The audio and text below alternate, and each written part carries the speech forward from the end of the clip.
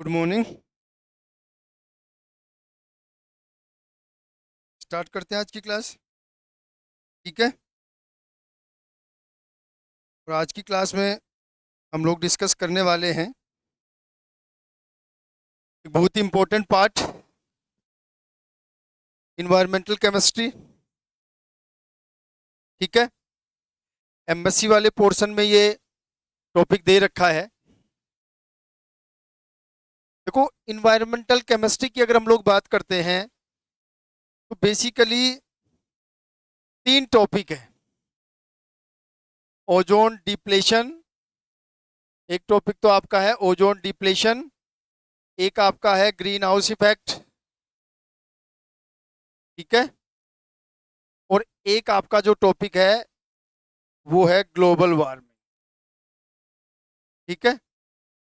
मतलब हम लोग बोल सकते हैं हिंदी में, एक तो ओजोन का अपघटन या ओजोन क्षरण जिसे हम लोग बोलते हैं।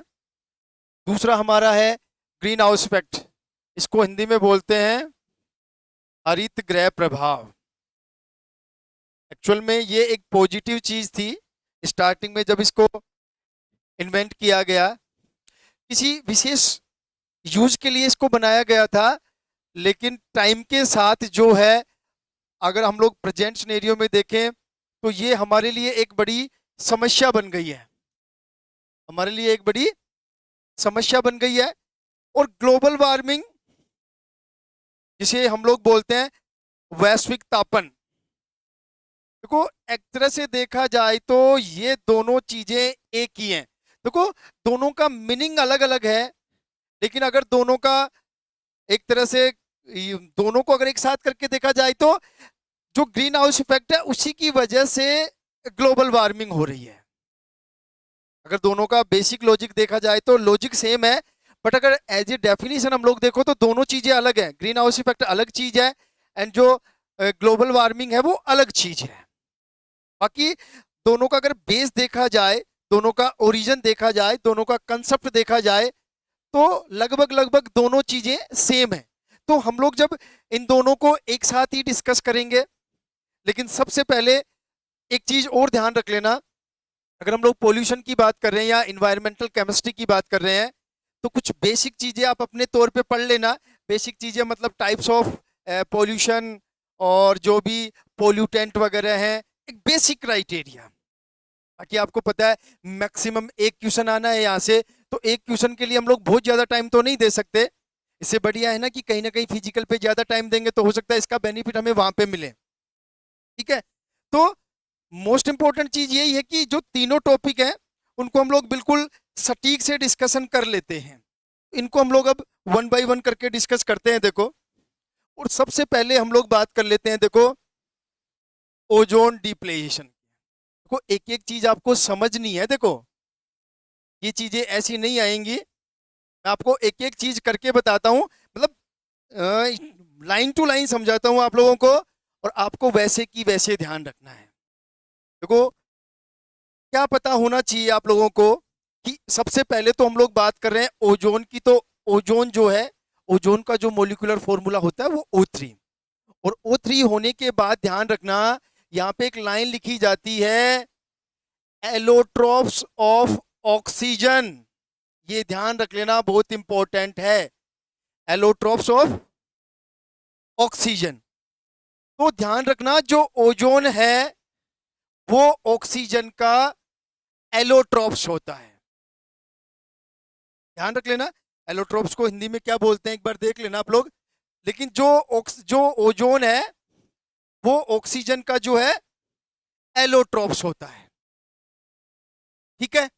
दूसरी इंपॉर्टेंट चीज, ये जो ओजोन है वो जो हमारा एटमॉस्फेयर है उसके स्ट्रेटोस्फेयर में पाई जाती है। ध्यान रखना इस बात का, इसमें पाई जाती है ओजोन, स्ट्रेटोस्फेयर में पाई जाती है। और बेसिकली अर्थ से जो लेंथ है 15 से 35 किलोमीटर, इसके बीच में जो है ओजोन सबसे ज्यादा पाई जाती है। जो ओजोन है वो सबसे ज्यादा पाई जाती है। देखो, आपको सबको पता है ट्रोपोस्फेयर, स्ट्रेटोस्फेयर, मीजोस्फेयर, आइनोस्फेयर, ये सारे एटमॉस्फेयर के पार्ट होते हैं। इनमें से जो स्ट्रेटोस्फेयर है और स्ट्रेटोस्फेयर में भी पर्टिकुलर जो 15 से 35 किलोमीटर की लेंथ है, ऊंचाई है, उस ऊंचाई में ये ओजोन स्पेशली पाई जाती है, ध्यान रख लेना। और इस ओजोन का जो यूज है एक्चुअल में, ये ओजोन जो है वो यूवी रेडिएशंस को एब्जॉर्ब कर लेता है।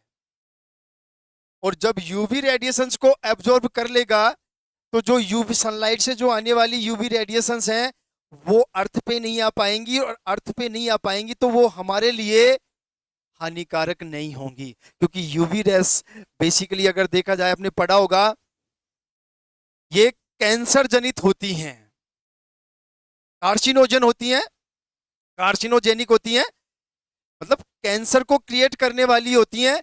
इसलिए ध्यान रखना, जो ओजोन लेयर है उसका सबसे बड़ा जो यूज है ये हमें यूवी रेडिएशन से बताता है। और यूवी जो रेडिएशंस होती है वो कार्सिनोजेनिक होती है, मींस कैंसर को, स्किन का जो कैंसर होता है उसको क्रिएट करने वाली।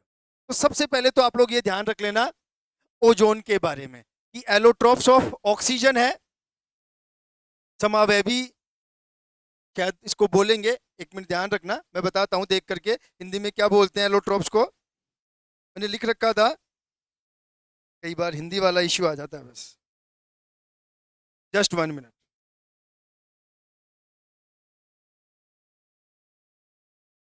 थोड़ा सा आप लोग भी देख लेना।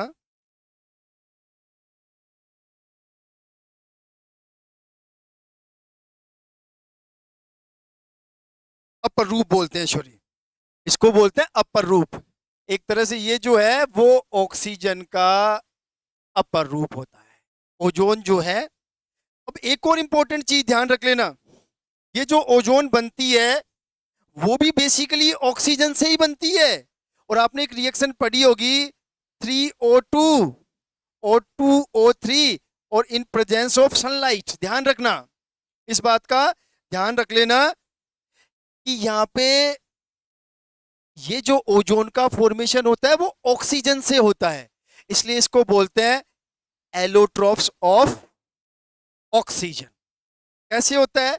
सनलाइट की प्रेजेंस में 3 मॉलिक्यूल ऑक्सीजन के मिलकर के 2 मॉलिक्यूल ओजोन के बनाते हैं। एक चीज और बताऊंगा मैं आप लोगों को, एक साइकिल पढ़ेंगे हम लोग जिसे चापमान साइकिल बोलते हैं। ये चापमान साइकिल जो है, ध्यान रखना, बहुत इंपॉर्टेंट है, पूछा जाता है। ये चापमान साइकिल ऑक्सीजन से ओजोन के बनने और ओजोन के डिकम्पोजिशन से वापस ऑक्सीजन बनने की प्रोसेस को बताता है, मैकेनिज्म को बताता है, जो मैंने आपको लिख के भी दिया नोट्स में। यार मैकेनिज्म नहीं पूछेगा, लेकिन इस चापमान साइकिल जरूर आप लोग याद रखना कि चापमान साइकिल किसके बारे में बताता है? ऑक्सीजन के फॉर्मेशन, सॉरी, ओजोन के फॉर्मेशन और ओजोन के डिकम्पोजिशन दोनों को चापमान साइकिल बताता है। एक एक लाइन देखो, इंपॉर्टेंट है, और ये आप लोगों को नोट भी रखनी है, ये आप लोग ध्यान रख लेना। मैकेनिज्म वगैरह का यहाँ पे कोई बड़ा रोल नहीं है, ठीक है। इससे आगे अगर हम लोग बात करें, ये जो ओजोन है, ये ध्यान रख लेना, देखो सारी चीजें इंपॉर्टेंट है, ये आपको ध्यान भी रखनी है। देखो जो जो चीजें मैं बता रहा हूं वो सारी चीजें आप लोगों को ध्यान भी रखनी है। एक चीज और ध्यान रखना, ये जो ओजोन है वो प्राइमरी कंस्टिट्यूएंट्स होता है। प्राइमरी कंस्टिट्यूएंट्स होता है किसका? Primary constituents of photochemical smog. ये ध्यान रख लेना भाई कि जो आपका फोटोकेमिकल स्मोग होता है, प्रकाश रासायनिक स्मोग होता है, उसका प्राइमरी कंस्टिट्यूएंट्स होता है, मतलब इसका एक एज ए स्टार्टिंग मटेरियल होता है, प्राइमरी कॉन्स्टिट्यूएंट होता है। इसके अलावा आपको ध्यान रखना, ये जो ओजोन है वो बेसिकली ब्लू कलर की होती है, ध्यान रख लेना। और इसमें जो है स्ट्रॉन्ग एसेंट एसेंट या इसको हम लोग ओडर भी बोलते हैं, मतलब तीक्ष्ण गंध वाला पदार्थ होता है। ये भी आप लोग ध्यान रखें, ये सारी चीजें आपको ध्यान रखनी है।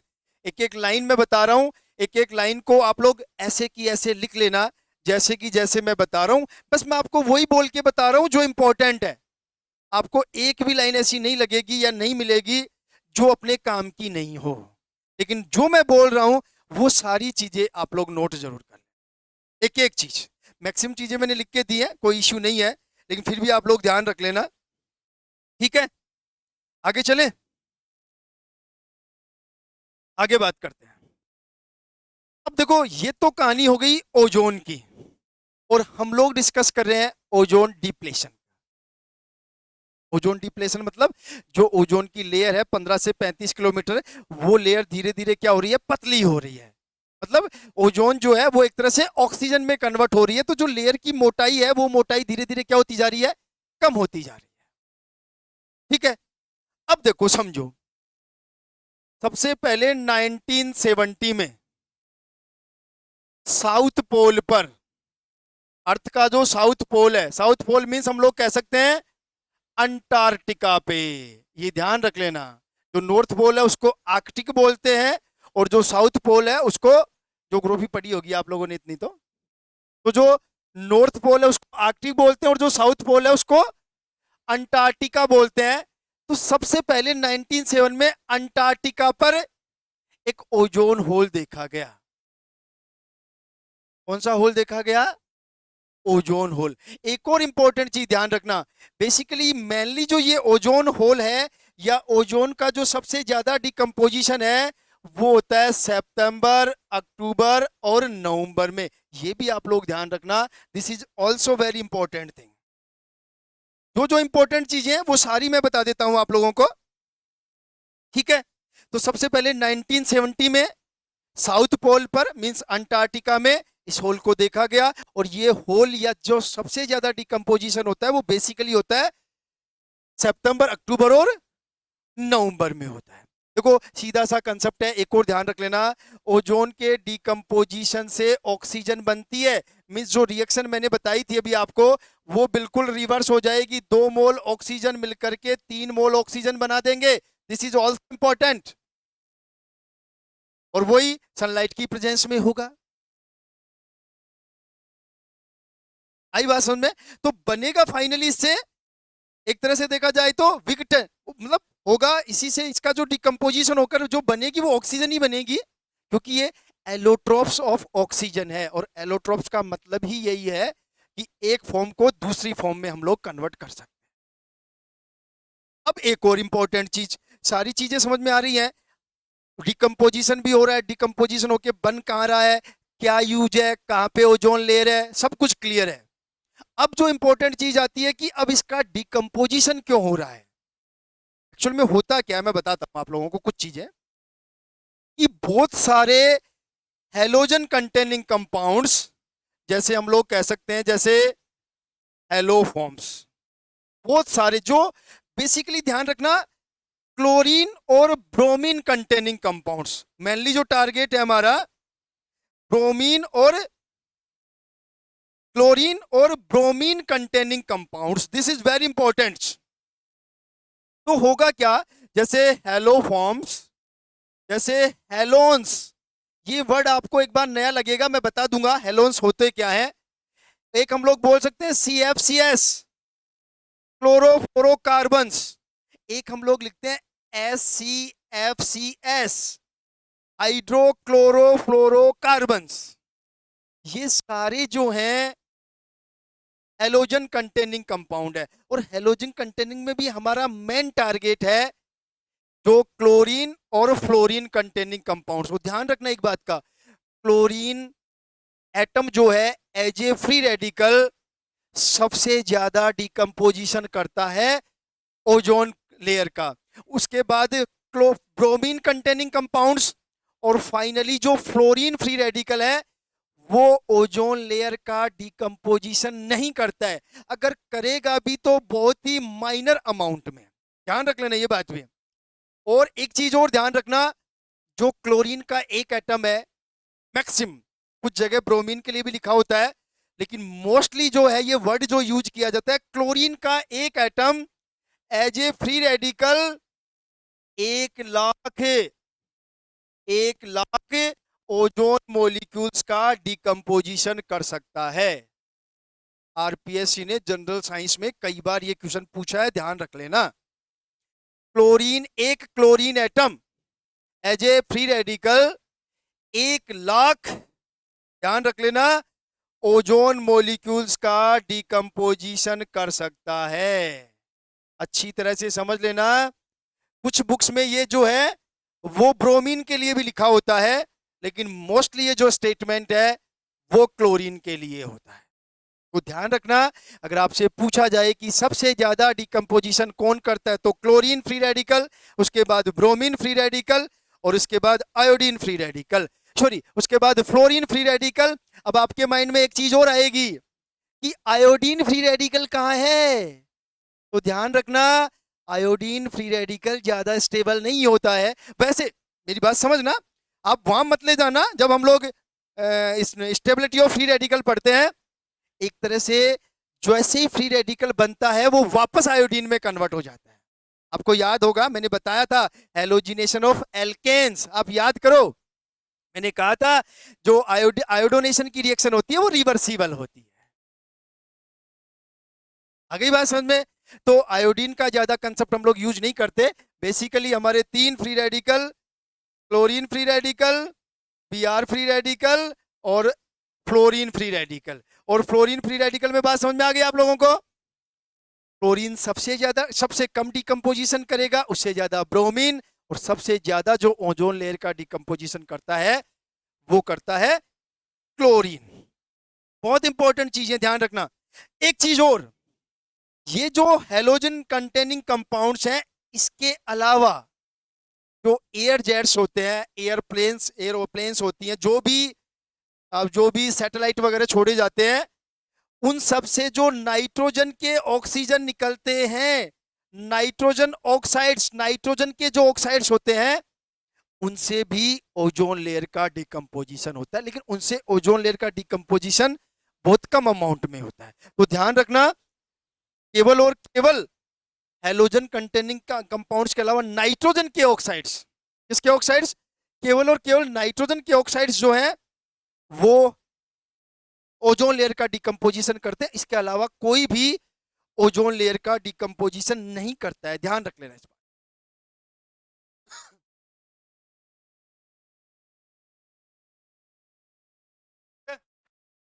देखो माइंड सेट बना लो अपना, बहुत कुछ क्लियर हो जाएगा।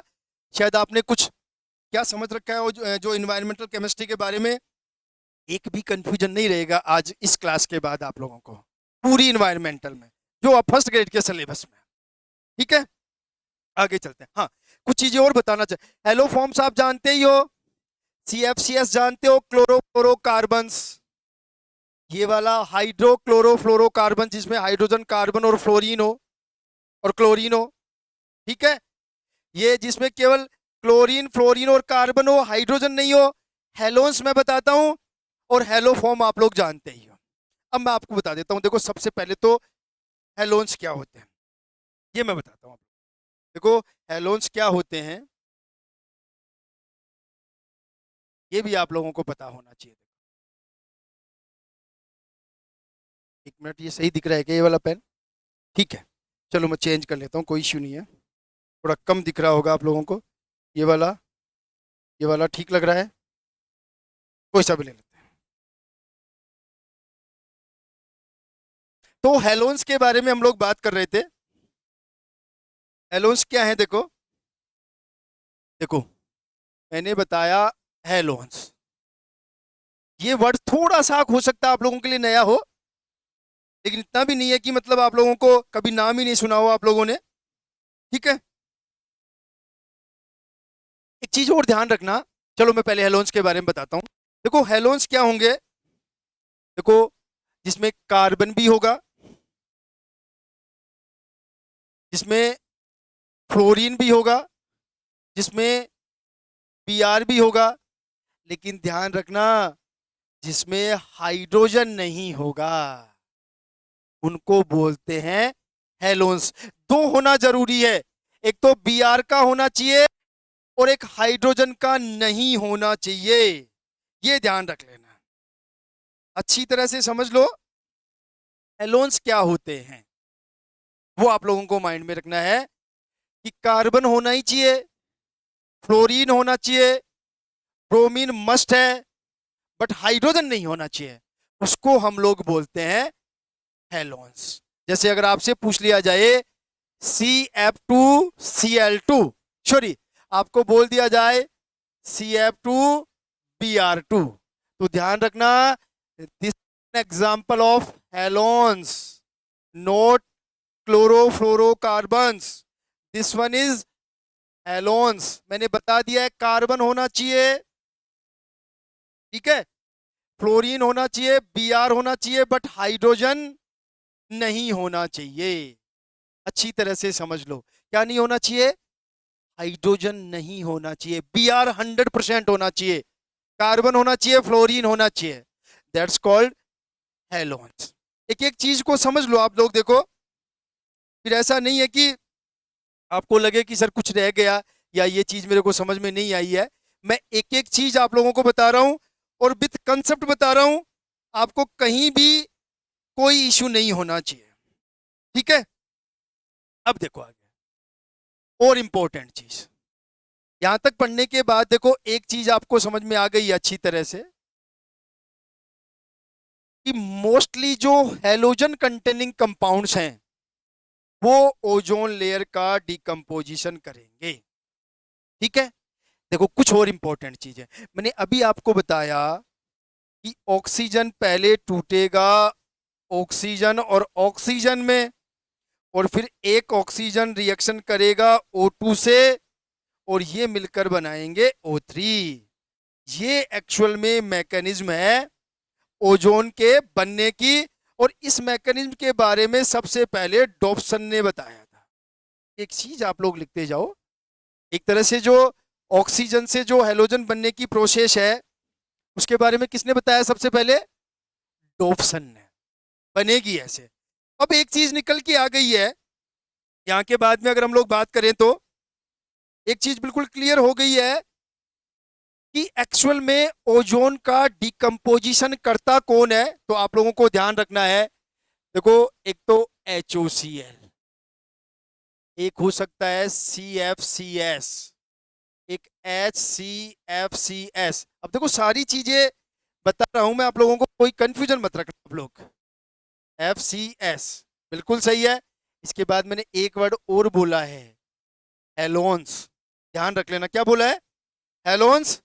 और कहीं लिखना चाहो तो ये लाइन भी लिख लेना, हेलोफॉर्म्स। ये 5 एलिमेंट आपको ध्यान रखना है जो बेसिकली ओजोन डिप्लेनेशन के लिए रेस्पॉन्सिबल हैं। और भी इंपॉर्टेंट चीज, इनके अलावा मैंने एक चीज और बताई आप लोगों को, और वो चीज क्या है ध्यान रखना, वो चीज है आपकी नाइट्रोजन के ऑक्साइड्स। ये थोड़ा सा ध्यान रख लेना, ऑक्साइड्स ऑफ नाइट्रोजन। जो भी एयर जेट है, एयरप्लेन है, जो भी सैटेलाइट वगैरह छोड़े जाते हैं, उनसे जो नाइट्रोजन के ऑक्साइड्स निकलते हैं वो भी ओजोन लेयर का डिकम्पोजिशन करते हैं, लेकिन वो बहुत कम अमाउंट में ओजोन लेयर का डिकम्पोजिशन करते हैं, ठीक है भाई। कौन डिकम्पोजिशन करता है कौन नहीं करता है मैंने बता दिया है। सबसे इंपॉर्टेंट चीज, सबसे ज्यादा जो डिकम्पोजिशन करते हैं वो करते हैं CFCS, क्लोरोफ्लोरोकार्बन्स, और ये लगभग 75 से 80% टोटल डिकम्पोजिशन का, 75 से 80% जो डिकम्पोजिशन होता है ओजोन लेयर का, वो किसकी वजह से होता है? वो CFCS की वजह से होता है, क्लोरोफ्लोरोकार्बन की वजह से होता है, ठीक है। और ध्यान रखना एक और इंपॉर्टेंट चीज, ये जो क्लोरोफ्लोरोकार्बन है बेसिकली ह्यूमन एक्टिविटी से क्रिएट होते हैं, ये भी ध्यान रख लेना। ये जो CFCs है, क्लोरोफ्लोरोकार्बन्स है, वो ह्यूमन एक्टिविटीज से क्रिएट होते हैं। जैसे रेफ्रिजरेटर वगैरह है, जैसे रेफ्रिजरेटर में फ्रेयन्स यूज किए जाते हैं, फ्रेयन जो गैस है, फ्रियोन जो है वो यूज की जाती है। तो मैक्सिमम जो क्लोरोफ्लोरोकार्बन्स हैं वो बेसिकली सबसे ज्यादा जो टोटल डिकम्पोजिशन है ओजोन लेयर का, उसका 75 से 80% जो है, 75 से 80% जो है वो क्लोरोफ्लोरोकार्बन के द्वारा डिकम्पोजिशन किया जाता है। और ध्यान रखना, ये क्लोरोफ्लोरोकार्बन जो है वो ह्यूमन एक्टिविटी से क्रिएट होता है। इसका मतलब सीधा सा है कि ओजोन का जो डिप्लेनेशन हो रहा है उसमें पूरा का पूरा योगदान हमारा ही है। 99% जो योगदान है वो मानव का ही है। ये आप लोग ध्यान रखें। यहां तक देखो आप लोग, किसी को कोई इश्यू हो तो पूछ लो, अदरवाइज आगे चलते हैं हम लोग।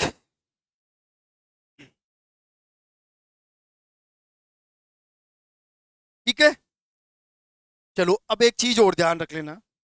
वैसे तो मैंने लिख के दे दिया, लेकिन मैं बता देता हूं आप लोगों को शॉर्ट में। हम लोग पढ़ते हैं चापमान साइकिल, और मैंने अभी बताया चापमान साइकिल किसके बारे में बताता है। ये ओजोन के फॉर्मेशन को भी बताता है और उसके डिकम्पोजिशन को भी बताता है। देखो फॉर्मेशन तो मैंने अभी आपको बताया ही है, देखो ज्यादा दिमाग लगाने की जरूरत है ही नहीं।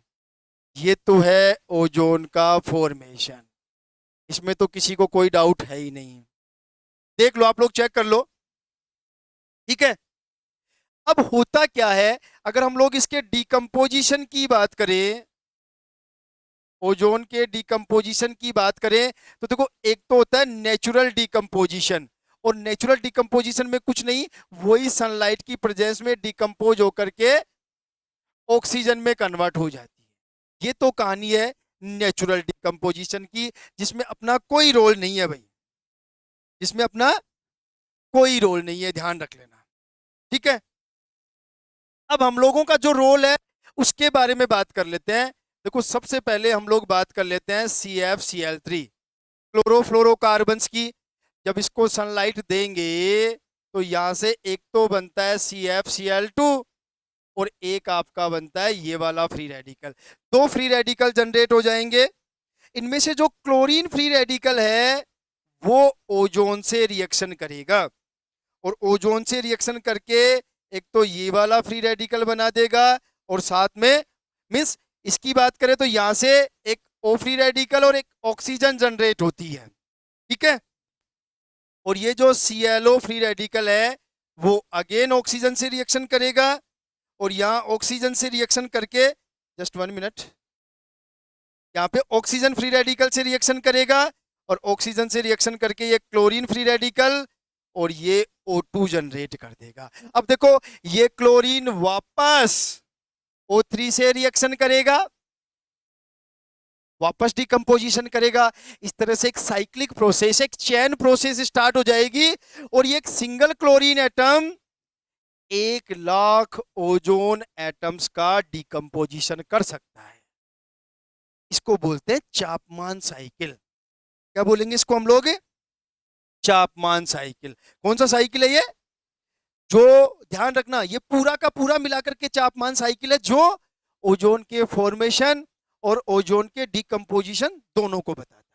तो ये हो गया आपका चापमान साइकिल। क्वेश्चन पूछा जाता है सीधा सीधा, what is Chapman cycle? A mechanism for formation of ozone, a mechanism for decomposition of ozone, a process या mechanism of formation of ozone and decomposition of ozone।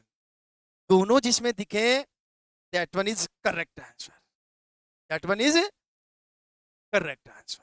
अब देखो सारी चीजें मैंने बता दी हैं, कैसे बनी है, कैसे बिगड़ गई है, कैसे फॉर्मेशन हुआ, कैसे डिकम्पोजिशन हुआ है, बेसिकली सारी चीजें हमने डिस्कस कर ली हैं। सबसे ज्यादा डिकम्पोजिशन CFCS करता है। अब देखो एक चीज आपके माइंड में रह गई होगी, क्योंकि आपने खूब पढ़े होंगे, लेकिन शायद आपने कभी या तो किसी ने बताया नहीं होगा या आपने कोशिश भी नहीं की होगी। ये जो हमारे CFCs जो होते हैं या फिर जो SCFCs जो होते हैं, इनका नोमेनक्लेचर कैसे किया जाता है। देखो वैसे काम का तो नहीं है, लेकिन हमेशा बच्चों के माइंड में ये एक बड़ा ड्रामा बना रहता है, तो मैंने सोचा आज बता देते हैं आप लोगों को। तो जो क्लोरोफ्लोरोकार्बन्स होते हैं, ध्यान रखना, ठीक है। एक चीज और मैं इससे पहले बता दूं कि अभी जो मैंने फॉर्मूला लिखा था ना, CF2Cl2, इसको फ्रेयोन बोलते हैं। क्या बोलते हैं इसको? फ्रियोन्स बोलते हैं। और ये बेसिकली किस में यूज किया जाता है? रेफ्रिजरेटर्स में। ये तो आपको पता ही होगा। तो कुछ चीजें जैसे जैसे मैंने लिख रखा है मेरे को माइंड में आती हैं या दिखती हैं, मैं बता देता हूँ आप लोगों को, क्योंकि कोई कॉन्सेप्चुअल चीजें तो है नहीं, चीजें आपको याद ही रखनी पड़ेंगी, ध्यान रख लेना। ठीक है। तो फ्रियोन्स क्या है, जैसे कि हम लोग कह सकते हैं फ्रियोन्स में क्या होगा, कार्बन और फ्लोरीन तो होगा ही। देखो हेलोन्स अलग चीज है, फ्रियोन्स अलग चीज है। हेलोन्स मैंने बता दिया है, ब्रोमीन मस्ट है, हाइड्रोजन एब्सेंट होना मस्ट है। फ्रियोन्स की बात करें तो एक तरह से कार्बन और क्लोरीन तो होगा, इनके अलावा ब्रोमीन हो सकता है, हाइड्रोजन हो सकता है, आयोडीन को हम लोग इग्नोर करते हैं। तो ध्यान रखना, जो फ्रियोन्स हैं उनमें कार्बन और फ्लोरीन की प्रेजेंस मस्ट है। लेकिन एक चीज और इंपॉर्टेंट, अब अगर इसमें हेलोजन नहीं है, सॉरी इसमें क्लोरीन नहीं है, तो वो डिकम्पोजिशन नहीं करेगा। तो फ्रियोन्स, अगर केवल ऐसा कोई फ्रियोन्स है जिसमें केवल फ्लोरीन है, तो वो डिकम्पोजिशन नहीं करेगा ओजोन का। तो बेसिकली फ्रियोन्स के रेफरेंस में हम लोग बोलते हैं कि कार्बन और फ्लोरीन मस्ट है, इसके अलावा क्लोरीन भी हो सकता है या फिर ब्रोमीन भी हो सकता है। This is second important. Freons क्या है, हेलोन्स क्या है, आपको पता होना चाहिए, मैंने अलग अलग बता दिया है। ठीक है भाई, अब हम लोग आगे चलते हैं। और आगे क्या है देखो, मैं आपको बता रहा था नोमेनक्लेचर। तो नोमेनक्लेचर में क्या है देखो, इसको मैं हटा देता हूं यहां से एक बार। देखो नोमेनक्लेचर जो है इनका आई जे के की फॉर्म में लिखा जाता है। इनका जो नोमेनक्लेचर है वो आई जे के, ये 3 डिजिट है, तीनों की जगह 3 नंबर आएंगे मैथमेटिक्स के, 1 2 3 4 5 6 7 8 9 10, कुछ भी हो सकते हैं। 10 तो कहाँ आएगा, खैर 1 से लेकर के 9 तक, आई का मान 1 से लेकर 9 तक कुछ भी हो सकता है। ऐसे जे का, ऐसे ही के का, इसका मान 0 है, जैसे आई 0 है तो उसका हम लोग 2 ही संख्याओं में उसका नाम लिखेंगे। जैसे मैं बता देता हूं, तो आई क्या है ये ध्यान रखना, जे क्या है और के क्या है, ये बड़ा इंपॉर्टेंट है। देखो कभी भी आपको कंफ्यूज नहीं रहेगा। तो आई जो होता है वो होता है नंबर ऑफ कार्बन एटम -1, जितना वैल्यू आएगा वो उसको आई की जगह लिखेंगे। Number of hydrogen atom +1, number of hydrogen atom +1। और जो के है आपका वो है number of fluorine atom, number of fluorine atom, मतलब इसमें प्लस माइनस कुछ नहीं है, ये तीनों डिजिट आपको ध्यान रखनी है कि आई की जगह कितना आएगा, जितने कार्बन है उसमें से एक निकाल देंगे तो वो आई की वैल्यू होगी। जे जितने हाइड्रोजन होंगे उसमें एक जोड़ देंगे, और के जितने फ्लोरीन होंगे। अभी मैं बताता हूं आप लोगों को, देखो एक एग्जाम्पल से हम लोग डिस्कस करते हैं। और एक एग्जाम्पल हम लोग लेते हैं सबसे पहले CFCl3 का, ये क्लोरोफ्लोरोकार्बन है। अब इसका, ये तो देखो सबको पता है, हम लोग इसको ये लिख देंगे CFCS, लेकिन आगे कितने लगाएंगे, जो नंबर होते हैं वो कितने आएंगे देखा होगा ना, CFCS, CFC12 है, CF13, 142, वो नंबर हमें इससे निकालना है IJK से। और वो कैसे निकलेगा, देखो IJK से अगर यहाँ पे बात करें तो देखो CFCl3 की बात कर रहा हूं, ध्यान से समझ लेना। नंबर ऑफ कार्बन एटम्स -1, तो एक कार्बन है, एक में से एक गया तो 0, तो इस आई जे की वैल्यू अगर हम लोग रखें तो इस आई की जगह तो 0। ठीक है, जे की जगह नंबर ऑफ हाइड्रोजन एटम +1, तो हाइड्रोजन 0 है, +1 मीन्स 1, और number of fluorine atoms means 1। तो देखो अगर इसको अगर लिखा जाएगा तो इसको हम लिखेंगे CFC11। ध्यान से समझ लो भाई, कोई कंफ्यूजन नहीं होना चाहिए, 0 को नहीं लिखेंगे, ध्यान रख लेना इस बात का। ठीक है, दूसरा एग्जाम्पल ले लेता हूं मैं, और दूसरा एग्जाम्पल लेता हूं मैं सॉरी, दूसरा एग्जाम्पल मैं लेता हूं CF2Cl2। और इसको देखो क्या लिखेंगे, इसका नाम क्या होगा, IJ की फॉर्म में। देखो कार्बन एक है तो इसके अकॉर्डिंग कार्बन तो अब की बार भी 0 हो गया। फ्लोरीन, सॉरी हाइड्रोजन, हाइड्रोजन क्या हो जाएगा, 0 है तो एक जुड़ जाएगा, तो देखो ये 0 ये 1। ठीक है, और नंबर ऑफ हाइड्रो जो है हमारा, ये जो होगा वो क्या होगा हमारा फ्लोरीन एटम, तो फ्लोरीन एटम कितने हैं? 2। तो ध्यान रखना CF2Cl2 और इसके आगे लगाएंगे 12 है, ध्यान रख लेना भाई, कुछ भी कंफ्यूजन नहीं होना चाहिए। अब देखो एक और माइंड में आपकी एक चीज आनी चाहिए, वैसे मैं बता देता हूं क्या आना चाहिए। देखो इतना सारा पढ़ने के बाद आपको एक चीज का पता चल गया कि हम लोग इस फॉर्मूले से हाइड्रोजन, कार्बन, मतलब कार्बन, हाइड्रोजन और फ्लोरीन एटम्स की संख्या का पता लगा सकते हैं। अगर हमें कोई नाम देख के पूछ ले कि इस CFC142 या CFC55 जो भी कुछ लिख दे मान लो, उसमें कितने क्लोरीन एटम होंगे, तो देखो ध्यान रखना chlorine atom, number of chlorine atoms निकालने का फॉर्मूला आपको ध्यान रखना है। देखो बहुत इंपॉर्टेंट चीजें हैं जिसको आप लोग कहीं भी ढूंढ लेना, मिलना मुश्किल हो जाता है। और इसका जो फॉर्मूला है वो फॉर्मूला क्या है, देखो ध्यान रखना, नंबर ऑफ Cl एटम बराबर 2 carbon minus number of hydrogen atom minus fluorine atoms. ये ध्यान रख लेना भाई आप लोग अच्छी तरह से। यहां पे जो वैल्यू आएगी वो क्लोरीन एटम्स को रिप्रेजेंट करेगी, ये ध्यान रख लेना। अब देखो एक बात हम लोग यहीं पे चेक करें कि इसमें हम लोग क्लोरीन एटम्स निकालना चाहें, देखो ध्यान रखना, मैं इसको हटा देता हूं यहां से। बड़ी इंपॉर्टेंट चीजें हैं कि ये जो CF2Cl2 मैंने लिखा है, इसमें अगर हम लोग, अभी तो हमें पता है लेकिन अननोन हो तो हम लोग कैसे निकाल सकते हैं। तो देखो क्या करना है, नंबर ऑफ क्लोरीन एटम के लिए 2, जस्ट 1 मिनट, ठीक है, 2, कार्बन कितना है 1, 1+1 माइनस हाइड्रोजन कितना है 0, फ्लोरीन कितना है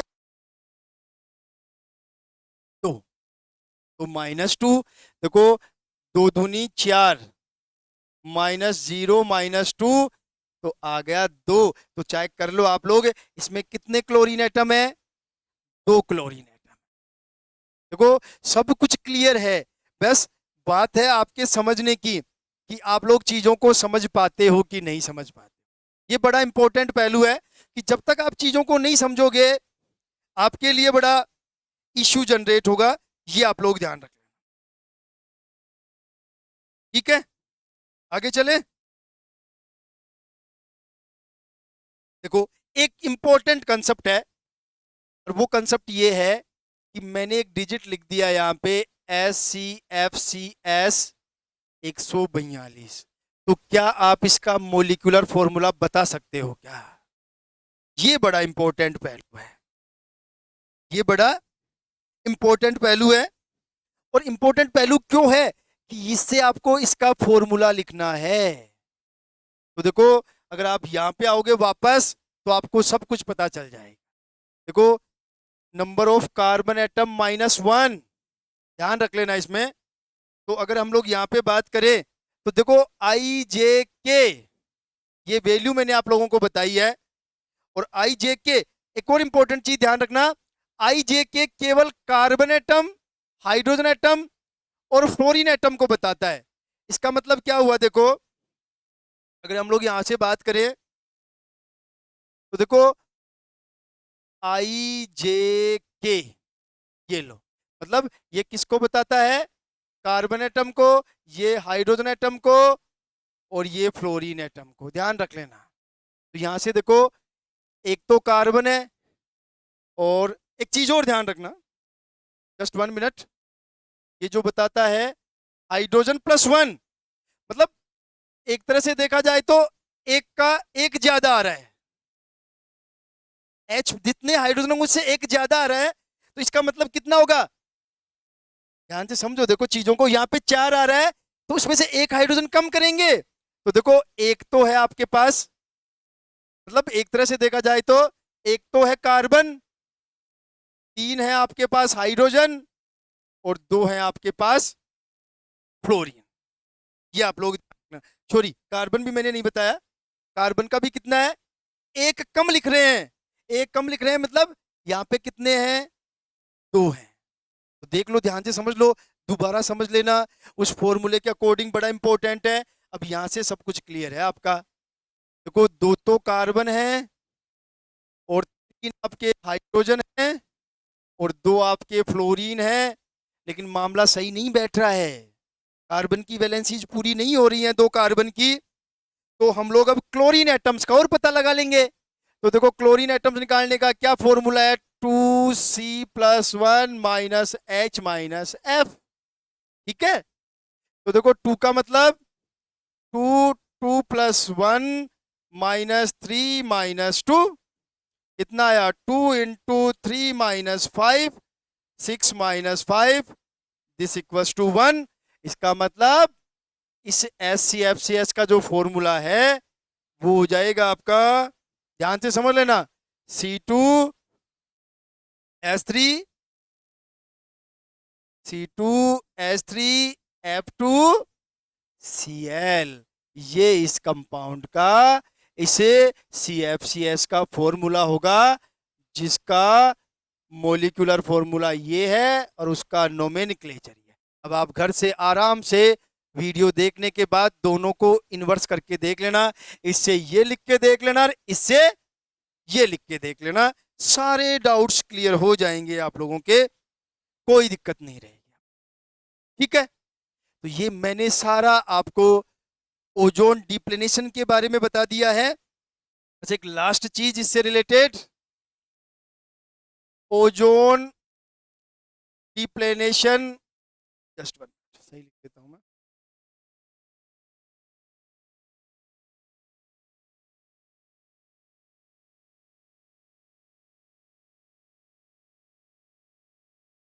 एक मिनट, सही है, ओजोन डिप्लेशन पोटेंशियल।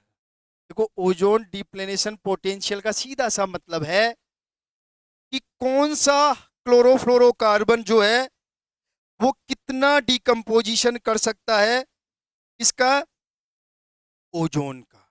ध्यान रख लेना, और ये क्वेश्चन यहां से पूछा जाता है, इसको शॉर्ट में ओडीपी भी बोलते हैं। तो ध्यान रखना, जो CFCS11 है, जो क्लोरोफ्लोरोकार्बन 11 है, या सिंपल CFC11 लिखते हैं और CFC12 लिखते हैं। अब आप देख लेना इसका मोलिकुलर फॉर्मूला क्या बनेगा, वो अब आप देख लेना, मैंने तरीका बता दिया आपको, और सीखना आप लोग, इसी एग्जाम में नहीं बहुत सारी एग्जाम्स में काम आती है सारी चीजें, बहुत बेसिक चीजें हैं ये। ठीक है, तो ध्यान रखना, इसका जो ओपीडी ओडीपी होता है वो सबसे ज्यादा होता है 1, और इसका भी बेसिकली 1 ही माना जाता है, लेकिन इन दोनों में भी ज्यादा कंसीडर किया जाए तो ध्यान रखना CFC11 का कंसीडर किया जाता है। ठीक है, इसके बाद अगर आपके पास CFC 113 है, 113 है, CFC 114 है और CFC 115 है, तो ध्यान रखना इनका जो ओडीपी होता है वो मैं बता देता हूं, इसका ओडीपी 0.8, 0.4, 0.3। जिसका ओडीपी जितना कम है वो ओजोन का डिकम्पोजिशन उतना ही कम करेगा, ये आप लोग अच्छी तरह से समझ लेना। और जिसका मैक्सिमम CFC11 का क्या एक होता है, इसी के रेफरेंस में, CFC11 के रेफरेंस में ही दूसरे क्लोरोफ्लोरोकार्बन का ओडीपी जो है वो डिसाइड किया गया है। तो सबसे ज्यादा जो ओडीपी कंसीडर किया जाता है वो CFC11 का किया जाता है, मींस जो सबसे ज्यादा ओजोन लेयर डिकम्पोजिशन करता है वो करता है CFC11। कौन करता है, CFC11। ठीक है भाई, मेरी तरफ से ओजोन डिकम्पोजिशन खत्म। अब एक टॉपिक, वैसे 2 टॉपिक बचे हैं, उनको हम लोग साथ ही डिस्कस करते हैं। तो अब हम लोग नेक्स्ट टॉपिक पे आ जाते हैं हमारे, कोई भी इश्यू तो आप लोग पूछ लेना।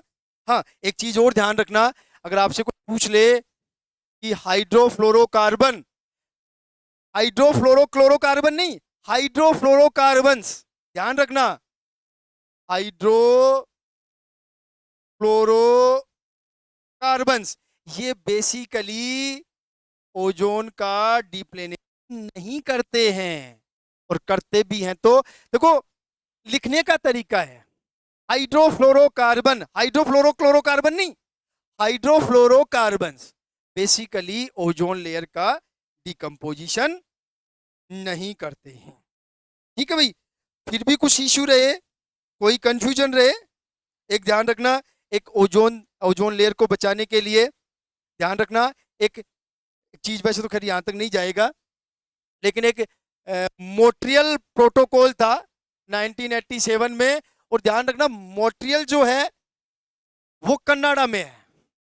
एक प्रोटोकॉल बनाया गया था मोट्रियल प्रोटोकॉल, जो ओजोन डिप्लेनेशन से रिलेटेड था, ये ध्यान रखना। एक क्योटो प्रोटोकॉल था, वो ग्लोबल वार्मिंग से रिलेटेड था, ग्रीन हाउस रिलेटेड था, जबकि जो मोट्रियल प्रोटोकॉल है वो ओजोन डिप्लेनेशन से रिलेटेड था। और जो मोट्रियल है वो कनाडा में स्थित है, ध्यान रख लेना इस बात का, ठीक है। बाकी तो कुछ ऐसा है नहीं इसमें, फिर भी आप लोग देख लेना एक बार, अगर आपको फिर भी कुछ लगे तो पूछ लेना आप लोग, ठीक है। Just 1 minute.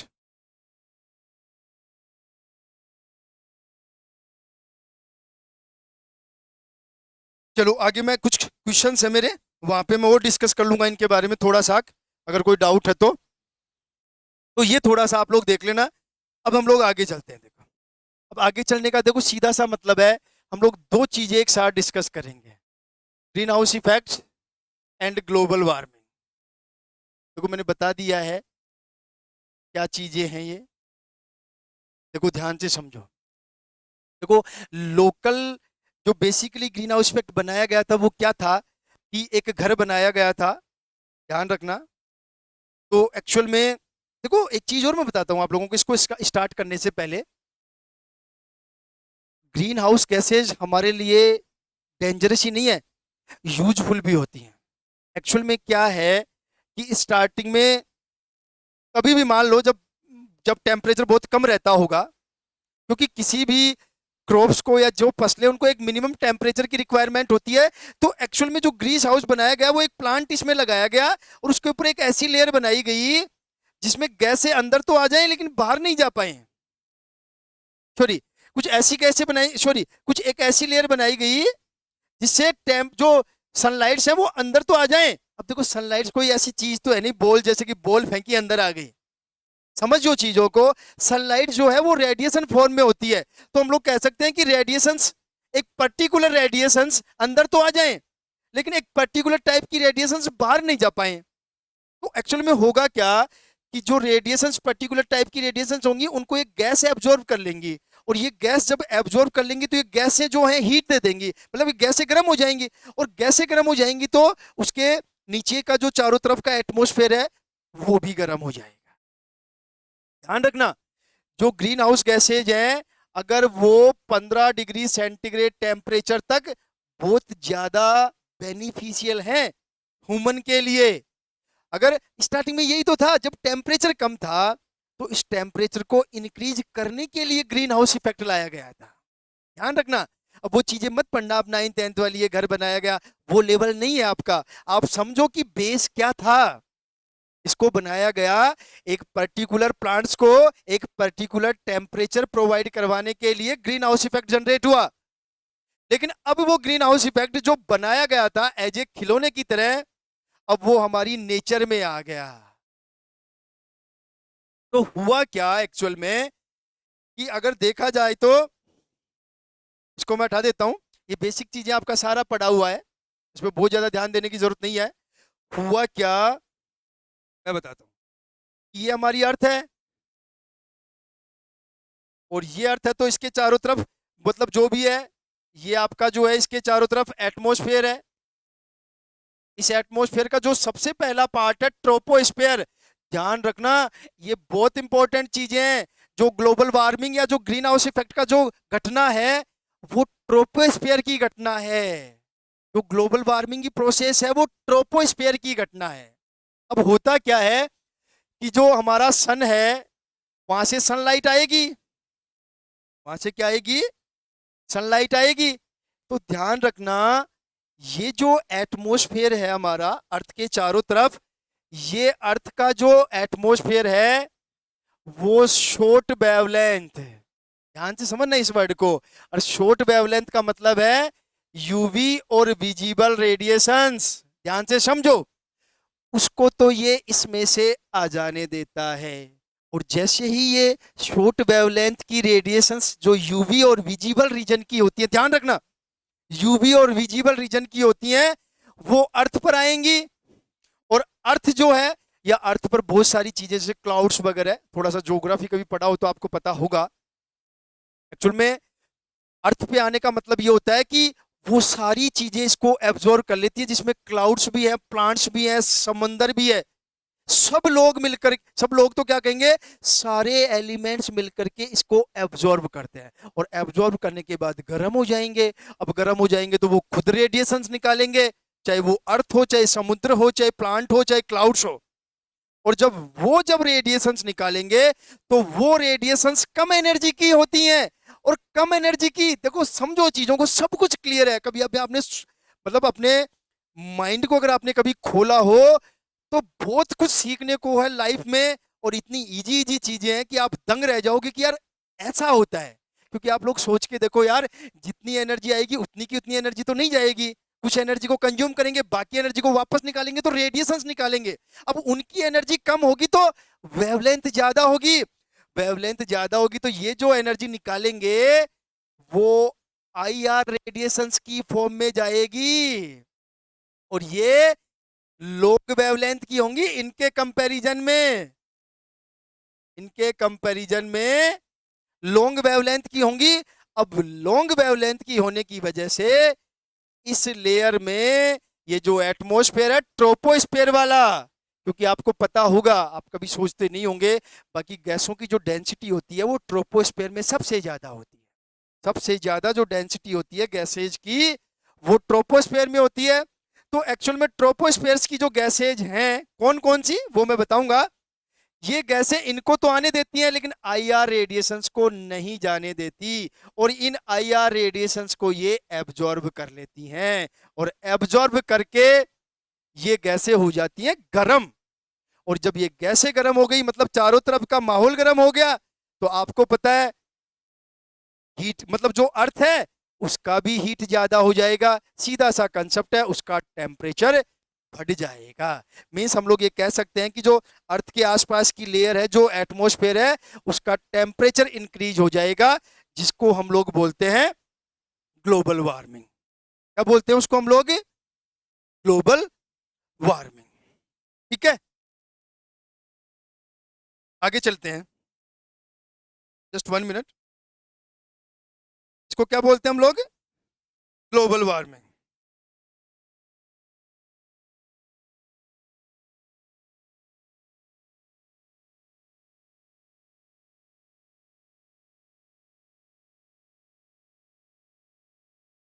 एक बुक आती है, अगर आपके पास हो तो ठीक है, नहीं कोई जरूरत नहीं है। AK डी की बुक आती है, जिसके पूरा नाम है राइटर का अनिल के D. New age international publication की है। बहुत शानदार बुक है, कभी भी अगर किसी को सजेस्ट करना हो इन्वायरमेंटल के लिए, बहुत अच्छी बुक है। मैंने जितना भी नोट्स तैयार किया है, अगर आपको कहीं पढ़ने को लगे कुछ कंफ्यूजन, तो आप लोग वो बुक यूज कर सकते हो, AK डी की बुक यूज कर सकते हो। ठीक है, तो बात समझ में आ गई। शॉर्ट वेवलेंथ यूवी और विजिबल रेडिएशंस को आने देता है, एटमॉस्फेयर की जो गैसेज है। But long wavelength IR radiations को नहीं जाने देती, बल्कि उनको एब्जॉर्ब कर लेती है। और एब्जॉर्ब करने से पृथ्वी का जो नियरेस्ट एटमॉस्फेयर है वो गर्म हो जाएगा, पृथ्वी का टेम्परेचर एक तरह से इंक्रीज हो जाएगा। That's called global warming. ये आप लोग ध्यान रखें। ठीक है, आगे चलें। मैं कुछ चीजें बताना चाह रहा था आप लोगों को। एक इंपॉर्टेंट चीज आ गई है, इस बुक में लिख रखा है, वैसे केवल याद रख लेना। एक बात तो मैंने आपको बता दी कि अगर ये गैसें 15 डिग्री सेंटीग्रेड टेम्परेचर तक मेंटेन करें तो ये गैसें हमारे लिए बहुत इंपॉर्टेंट है। ये गैसें अगर 15 डिग्री सेंटीग्रेड तक का टेम्परेचर बढ़ाएं तो ये मतलब 0 से 15, ज्यादा नहीं। एक और इंपॉर्टेंट चीज ध्यान रखना कि अगर, ध्यान रखना, चलो वो तो मैं बाद में बताऊंगा, पहले कुछ चीजें और पढ़ लें हम लोग, क्योंकि वो बाद की ही चीज है, वो आप लोगों को समझ में आ जाएगा। ठीक है, अब हम लोग बात कर लेते हैं, ये आपको समझ में आ गया। अब हम लोग बात कर लेते हैं, ये जो ग्रीन हाउस गैसेज हैं ये गैसेज हैं कौन कौन सी, ये ध्यान रखना। ग्रीन हाउस गैस, ये बड़ा इंपॉर्टेंट कंसेप्ट है। इसमें दोनों चीजें आपको ध्यान रखनी है कि ग्रीन हाउस गैसेज हैं कौन सी और कौन कौन सा रोल प्ले करती हैं ये। ठीक है, देखो एक तो आप लोग ध्यान रखना यहाँ पे कि ग्लोबल वार्मिंग का मतलब क्या है। वैसे मैंने समझा दिया, लेकिन अगर टर्मिनोलॉजी हम लोग यूज करें तो ग्लोबल वार्मिंग का मतलब है टेम्परेचर इंक्रीज इन ट्रोपोस्फेयर। ये वर्ड्स आप लोग हमेशा ध्यान रख लेना। ग्लोबल वार्मिंग का सीधा सीधा कंसेप्ट है टेम्परेचर इंक्रीज इन ट्रोपोस्फेयर। पृथ्वी का टेम्परेचर इंक्रीज नहीं होगा, ध्यान रख लेना। कहीं आप सोचो कि पृथ्वी का टेम्परेचर नहीं, उसके एटमॉस्फेयर का टेम्परेचर इंक्रीज होता है, ध्यान रखना इस बात। तो एक क्लियर कंसेप्ट लाइन है, ग्लोबल वार्मिंग का मतलब क्या है, टेम्परेचर इंक्रीज इन ट्रोपोस्फेयर। होता किसकी वजह से global warming, green house gases की वजह से। अब आपको ध्यान रखना है कि ग्रीन हाउस गैसेज कौन सी हैं। तो एक चीज आप सबसे पहले ध्यान रखना, N2 and O2 are not greenhouse gases, जो एक तरह से सबसे ज्यादा अमाउंट में पाई जाती हैं एटमॉस्फेयर में। ये एक अच्छी चीज है मनुष्य के जीवन के लिए। अब आप सोच के देखो कि अगर यार ये दोनों गैसें ग्रीन हाउस गैसेज हो जाती तो हमारा जीना कैसे होता। तो ध्यान रखना, बहुत अच्छी चीज है ये कि N2 और O2 दोनों ही ग्रीन हाउस गैसेज नहीं हैं। तो फिर कौन सी है भाई, ये भी आप लोगों को ध्यान रखना है, और ध्यान भी रखना है और ऑर्डर भी ध्यान रखना है। मतलब मैं बताता हूं, most abundant green house gases, ये ध्यान रखना, GH गैसेज। मोस्ट अबंडेंट का मतलब ये कि जो एटमॉस्फेयर में सबसे ज्यादा पाई जाती है। अब जो एटमॉस्फेयर में जो ग्रीन हाउस गैस सबसे ज्यादा पाई जाती है, अब ये मत सोचना कि वो ग्लोबल वार्मिंग भी सबसे ज्यादा करेगी, नहीं। क्यों, इसका लॉजिक मैं बताऊंगा आप लोगों को, ऐसा क्यों नहीं है वो भी मैं बताऊंगा। पहले आप लोग एक लिस्ट बना लो, जो मैंने आपको लिख के भी दे दिया है कि एटमॉस्फेयर में कौन सी ग्रीन हाउस गैस कितने अमाउंट में पाई जाती है, ये आप लोग ध्यान रख लेना। तो देखो सबसे पहले तो वाटर, और वाटर मतलब नहीं वो वेपर फॉर्म में, ध्यान रखना। तो ये पाया जाता है 36 से 70%, ये ध्यान रखना आप लोग अच्छी तरह से। देखो ये लिस्ट है, ये सारी ग्रीन हाउस गैसेज भी हैं, और मैं आपको उनके परसेंटेज के ऑर्डर में बता रहा हूं, जिस परसेंटेज रेशियो में ये एटमॉस्फेयर में पाई जाती। तो एक लिस्ट हो जाएगी, यही लिस्ट हो जाएगी ग्रीन हाउस गैसेज की। नेचर में सॉरी एटमॉस्फेयर में सबसे ज्यादा ग्रीन हाउस गैस कौन सी पाई जाती है, एस्टो। अब आप CO2 मत कर देना, मैं बताऊंगा वो लॉजिक भी बताऊंगा, लेकिन ध्यान रखना बात, क्वेश्चन क्या है उसके अकॉर्डिंग आंसर करना, ठीक है। उसके बाद CO2 9 to 26%, उसके बाद CH4, और CH4 में 4 to 9%, इसके बाद में N2O, और N2O जो है 3 से 8%, ध्यान रख लेने सीक्वेंस। उसके बाद O3, ओजोन भी है देखो 3 से 7%। इसके बाद देखो और चीज ध्यान रख लेना, मैं इधर लिख रहा हूं, इसके नीचे आएंगे CFCS क्लोरोफ्लोरोकार्बन्स, SCFCS और क्लाउड्स।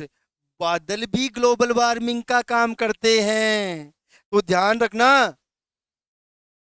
अब जो मौसम चल रहा है, अब जो आपको गर्मी लगती है ना, उसका पूरा पूरा श्रेय क्लाउड्स को ही जाता है, क्योंकि बादल बन रहे हैं, सनलाइट आ रही है बट जा नहीं रही है, और एटमॉस्फेयर का टेम्परेचर इंक्रीज हो गया है, और इंक्रीज होने से वो जो उमस लगती है ना, वो उसी का लॉजिक है। अब आप लोग समझ गए होंगे कि जून मतलब मई जून में सीधा सनलाइट आता है, लेकिन आप इतने परेशान नहीं होते जितना परेशान अब हो रहे हो, क्योंकि अब चल रही है उमस है, और इस उमस के लिए कौन रेस्पॉन्सिबल है, green house effect, global warming. और वो ग्लोबल वार्मिंग किसकी वजह से, क्लाउड्स की वजह से। देखो सोचने को तो पूरा जीवन आपका केमिस्ट्री है, लेकिन आप तो बड़े महाराज हो, बड़े आदमी हो, सोचे कौन? अरे मैं बता रहा हूं, आपको ही नहीं, मेरे को भी जीरो केमिस्ट्री आती है। इतना ज्ञान भरा पड़ा है इस दुनिया में कि आप सोच भी नहीं सकते कि यार ये चीजें भी ऐसी हैं, जैसे मैंने आज आपको बता दिया। आप अब आपको रियलाइज हो जाएगा, आप मेरी बात को नकार ही नहीं सकते, इस बात को मेरी गारंटी है कि जो इस समय उमस का मौसम है वो केवल और केवल क्लाउड्स की वजह से। वरना तो इस समय तो देखो छाया है, आपको गर्मी लगनी ही नहीं चाहिए, क्योंकि सीधी सनलाइट तो आ ही नहीं रही है। तो ये जो हीट है इस टाइम की, वो ग्लोबल वार्मिंग है। सोच के देखो आप लोग, आपने कभी सोचा ही नहीं होगा ऐसा तो। कई कई बार मेरे को लगता है कि जब मेरा जेआरएफ हुआ था ना, जब मैं आज से मेरा कंपैरिजन करता हूँ, मैं ईमानदारी से बता रहा हूँ, मुझे लगता है मुझे केमिस्ट्री जीरो आती थी। मतलब मैं ये मानता हूँ मेरे को का भी पता नहीं था केमिस्ट्री का, जितना आज मेरे को नॉलेज है आज। अब इतना नॉलेज होने के बाद ये लग रहा है कि मेरे को केमिस्ट्री कभी आ ही नहीं सकती, ये मान के चलो आप। ठीक है, तो ये रेशियो ध्यान रख लेना। एक क्वेश्चन और मैं बताऊंगा जब न्यूमेरिकल, जब क्वेश्चंस डिस्कस करेंगे। बाकी ये सारी ग्रीन हाउस गैसेज हैं, और ये ध्यान रखना ये गैस नहीं है, ये भी आप लोग ध्यान रख लेना। नॉन ग्रीन हाउस कॉन्ट्रीब्यूशन, इसके कॉन्ट्रीब्यूशन को बोलते हैं non green house contribution. Temperature बढ़ाने में, टेम्परेचर बढ़ाने में नॉन ग्रीन हाउस कॉन्ट्रीब्यूशन, क्योंकि ग्रीन हाउस गैस तो है ही नहीं ना। तो इन सारी गैसों का जो पार्ट कंट्रीब्यूशन होगा वो तो ग्रीन हाउस कंट्रीब्यूशन होगा। बट जो क्लाउड्स की वजह से जो ग्लोबल वार्मिंग होगी वो green house, non green house contribution होगा। क्या बोलेंगे उसको? नॉन ग्रीन हाउस कंट्रीब्यूशन बोलेंगे। आगे चले भाई, आगे की क्या कहानी है देखो। एक और इंपॉर्टेंट चीज बताता हूं पहले आपको, ये सीक्वेंस पता चल जाएगी। आगे चलते हैं, देखो अब हमने ग्रीन हाउस गैसेज पढ़ी हैं, और मैंने आपको बताया कि कौन सी ग्रीन हाउस का, कौन सी ग्रीन हाउस कितने अमाउंट में या कितने परसेंटेज रेशियो में एटमॉस्फेयर में प्रेजेंट है। तो अगर कोई आपसे ये पूछ ले कि एटमॉस्फेयर में सबसे ज्यादा ग्रीन हाउस गैस कौन सी पाई जाती है, और अगर उसमें एस्ट्रो वेपर का ऑप्शन हो, तो आपको वो ही करके,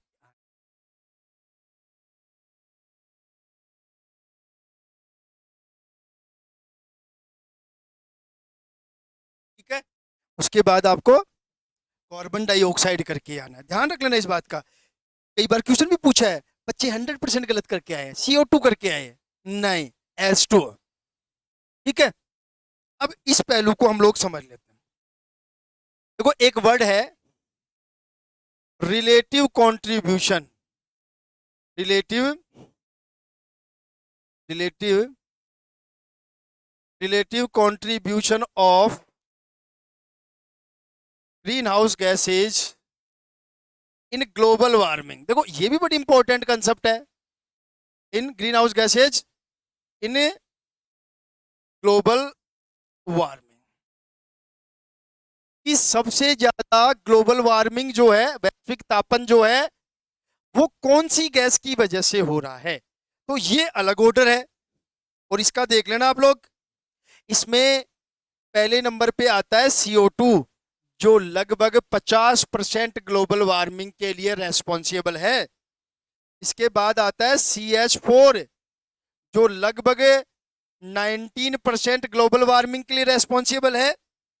इसके बाद आता है CFC, जो लगभग 17% ग्लोबल वार्मिंग के लिए रेस्पॉन्सिबल है। इसके बाद O3, जो लगभग 8% ग्लोबल वार्मिंग के लिए रेस्पॉन्सिबल है। उसके बाद N2O, जो लगभग 4%, जो लगभग 4% ग्लोबल वार्मिंग के लिए रेस्पॉन्सिबल है। और सबसे कम H2O, जो 2% ग्लोबल वार्मिंग के लिए रेस्पॉन्सिबल है। ध्यान रखना, एटमॉस्फेयर में सबसे ज्यादा पाया जाता है, लेकिन ग्रीन हाउस इफेक्ट में सबसे, सॉरी, लेकिन सबसे ज्यादा अमाउंट में पाई जाने वाली ग्रीन हाउस गैस है, लेकिन ग्लोबल वार्मिंग में सबसे कम कंट्रीब्यूशन है। ये परसेंटेज जरूर याद रख लेना। ऐसे की ऐसे क्वेश्चन पूछा जाता है, परसेंटेज देख करके ही क्वेश्चन पूछा जाता है, ध्यान रख लेना इस बात। तो जो CO2 है वो मोस्ट सिग्निफिकेंट, ध्यान रखना वर्ड, ध्यान रखना, वो जो है वो most significant greenhouse gas है, most significant greenhouse gas for global warming. समझ में आ गई बात? तो सबसे ज्यादा ग्लोबल वार्मिंग के लिए रेस्पॉन्सिबल कौन है? CO2। सबसे ज्यादा ग्रीन हाउस गैस कौन सी पाई जाती है एटमॉस्फेयर में? H2O। और अगर इन गैसों का बात करें तो सबसे कम ग्रीन हाउस इफेक्ट के लिए रेस्पॉन्सिबल कौन सी ग्रीन हाउस, सॉरी, सबसे कम ग्लोबल वार्मिंग कौन सी ग्रीन हाउस गैस से होता है? वो H2O से। समझना चीजों को, this is very very important. Clear है? कोई इश्यू नहीं है, आगे चलते हैं। अब देखो, अब कहानी देखो, अब जो मैं बताता हूं कि सबसे ज्यादा अमाउंट में एटमॉस्फेयर में ये वाली ग्रीन हाउस गैस, लेकिन ग्लोबल वार्मिंग सबसे कम, क्यों? इसके लिए एक नया वर्ड आया है और जिसको हम लोग बोलते हैं ग्लोबल वार्मिंग पोटेंशियल। क्या बोलते हैं उसको हम लोग? जस्ट एक मिनट।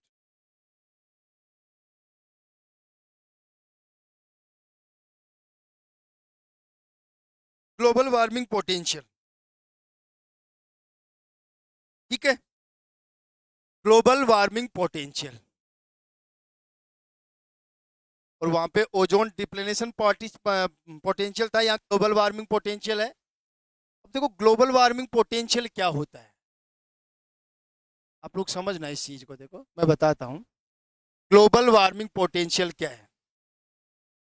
देखो ध्यान रखना, ग्लोबल वार्मिंग पोटेंशियल जो है वो हमेशा CO2 के रेफरेंस में दिया जाता है। और CO2 का जो ग्लोबल वार्मिंग पोटेंशियल है, ग्लोबल वार्मिंग पोटेंशियल GWP, वहां पे ODP, यहाँ GWP, वो होता है 1। अब देखो समझो, अब हम लोग क्या करते हैं कि CO2 के रेफरेंस में कोई भी गैस, CO2 के रेफरेंस में कोई भी गैस हीट को कितने लंबे टाइम तक ट्रैप कर सकती है? कोई भी गैस किसी भी, मतलब कोई भी गैस हीट को कितने टाइम तक ट्रैप करके रख सकती है, मतलब अपने अंदर समा करके रख सकती है, उसको बोलते हैं ग्लोबल वार्मिंग पोटेंशियल। तो सबसे पहले जो ग्लोबल वार्मिंग पोटेंशियल दिया जाता है वो CO2 का दिया जाता है। और CO2 का जो ग्लोबल वार्मिंग पोटेंशियल होता है वो 1 होता है। उसके बाद अगर CO2 का ग्लोबल वार्मिंग पोटेंशियल 1, उसके बाद CH4 का, और CH4 का दिया जाता है 23, अभी मैं समझाता हूं। उसके बाद N2O, N2O का है 296। उसके बाद HFC 23, इसका दिया जाता है 12,000।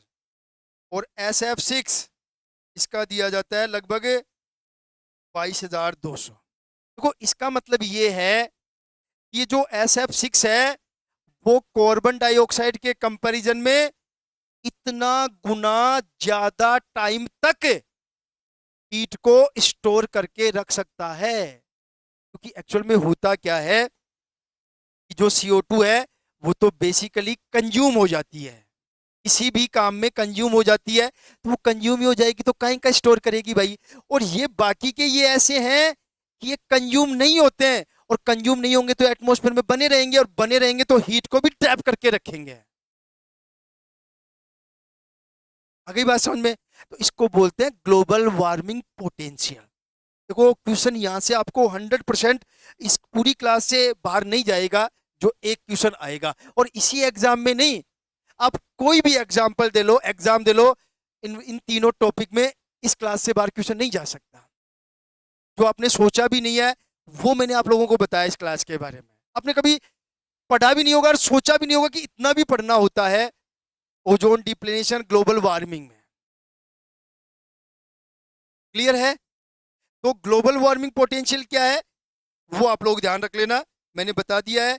ग्लोबल वार्मिंग पोटेंशियल सबसे कम CO2 का होता है, फिर CH4 का, फिर N2O का, जो जो मोस्ट मेरे को लगे, जो जो बुक्स में हमें मिले वो मैंने यहाँ मेंशन कर दिया है। बाकी तो और गैसों का भी हो सकता है, एस्टो का बहुत कम होता है, एक सकता हो सकता है CO2 से भी कम होता हो, तो ध्यान रख लेना इस बात।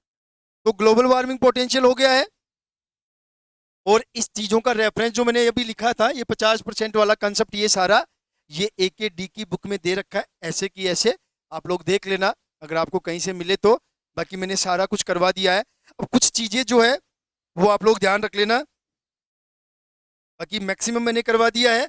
कुछ चीजें ध्यान क्या रखनी है वो मैं बता देता हूं। एक तो ये था कि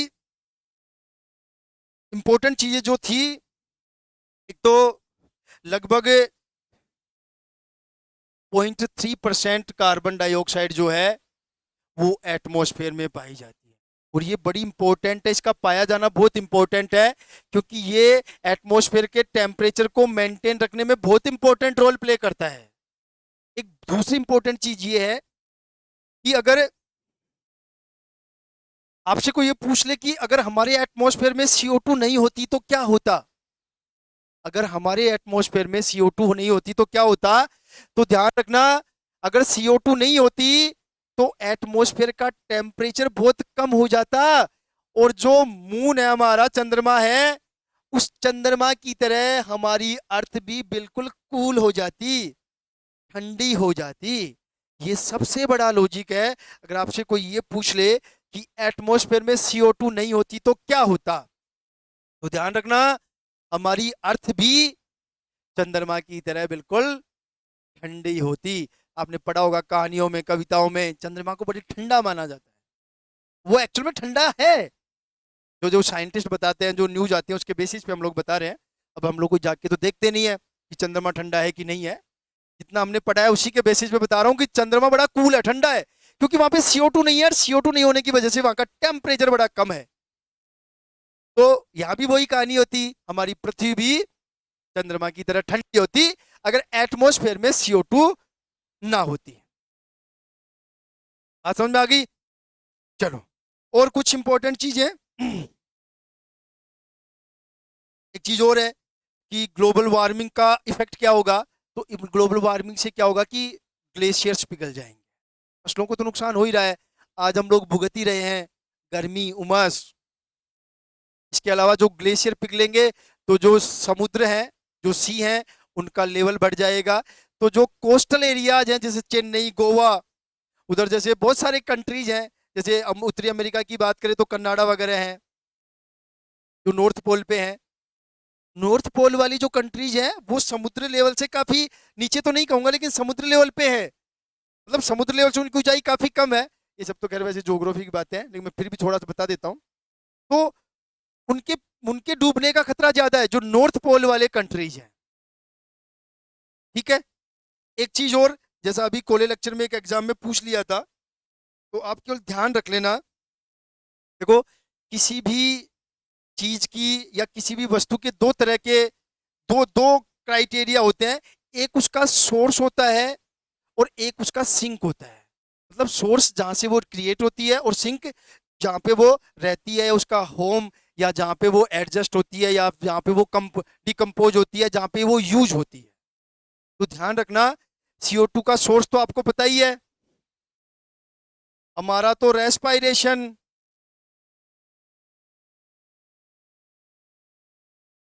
ठीक है, हमारा मतलब सारा आ गया है, प्लांट्स भी आ जाएंगे। ठीक है, इसके अलावा फ्यूल्स, फ्यूल्स जो भी जलेगा वहां से भी कार्बन डाइऑक्साइड निकलती है। तो ये तो सोर्स हो गए, लेकिन सोर्स याद नहीं रखने हैं, आपको याद रखने हैं सिंक, कि इतनी सारी CO2 कंज्यूम कहाँ होती है। आपको क्या ध्यान रखना है, कंज्यूम कहाँ होती है। तो ध्यान रखना, इसका सबसे बड़ा जो सिंक है वो है हमारे सीज, समुद्र। और ये समुद्र जो है लगभग 50% CO2 को अपने अंदर घोल करके रखते हैं। तो ध्यान रखना, एक क्वेश्चन सीधा सीधा पूछा जाता है, the major sink of carbon dioxide, तो उसका आंसर आपको करना है ओशियंस, ओशियंस वाटर, जो समुद्र का वाटर है, महासागरों का। देखो इसमें भी ओशियंस आ जाएगा, सी समुद्र, ओशियंस महासागर की बात कर रहा है, तो महासागर मान लेना आप। वैसे दोनों ही कॉमन हो जाएंगे, लेकिन दोनों तो ऑप्शन नहीं देगा आपको, लेकिन फिर भी आपको अगर बात ही करें कि क्या लिखे, तो आपको लिखने आ गया है ओशियंस वाटर। सबसे बड़ा सिंक CO2 का इस पूरी पृथ्वी पर पे जो सबसे बड़ा सिंक है, जहां पे सबसे ज्यादा CO2 यूज होती है, कंज्यूम होती है, वो है ओशियंस वाटर। और ओशियंस वाटर में CO2 जो है वो डिजोल्व फॉर्म में होती है। इसके अलावा जो है दूसरा जो सोर्स है वो होता है बायोमास। और बायोमास में हम लोग सब आ जाते हैं, प्लांट्स, मनुष्य वगैरह जो भी कंज्यूम करता है। और इसके बाद जो तीसरा सोर्स होता है, तीसरा तो क्या वही सोर्स मान लेंगे, क्योंकि इसमें प्लांट्स भी आ जाएंगे, प्लांट्स इसको फोटोसिंथेसिस में यूज करते हैं, तो आप तो दो ही सोर्स मान के चलो। सबसे बड़ा सोर्स जो है वो ओशियंस वाटर, और सेकंड नंबर का जो सोर्स है वो बायोमास। उसमें मुकेश जी भी आ गए, सब आ गए। मुकेश जी का मतलब सारा जो भी मानव जाति है वो सारी आ गई है, प्लांट्स भी आ गए हैं। अब अपन क्या यूज है वो आपको ही पता है, ठीक है। और जो प्लांट्स हैं वो आप लोग देख लो, वो कहाँ है, क्या नाम है, फोटोसिंथेसिस में इसको यूज करते हैं। तो मेजर जो पोर्शन है वो प्लांट्स का ही है, नो डाउट।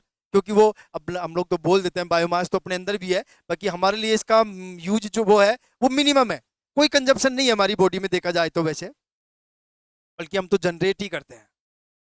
तो मोस्टली जो सिंक है, सबसे बड़ा जो सिंक है वो ओशियंस वाटर है, और दूसरे नंबर पे जो सिंक है वो है बायोमास। और बायोमास में भी प्लांट्स, और प्लांट्स किस में यूज करते हैं, फोटोसिंथेसिस। ठीक है भाई, यहां तक किसी को कोई इश्यू हो तो ये मेरी तरफ से दोनों टॉपिक कंप्लीट। अब दोनों टॉपिक कंप्लीट होने के बाद कुछ क्वेश्चंस हम लोग डिस्कस कर लेते हैं। 10-11 क्वेश्चन है, वो क्वेश्चंस हम लोग डिस्कस कर लेते हैं। फटाफट मैं रिप्लाई कर दूंगा, क्योंकि कोई समझाने की चीज तो है नहीं देखो, लेकिन फटाफट मैं बता देता हूं आप लोगों को जो भी न्यूमेरिक क्वेश्चंस हैं। बोलेंगे वो वोट करना।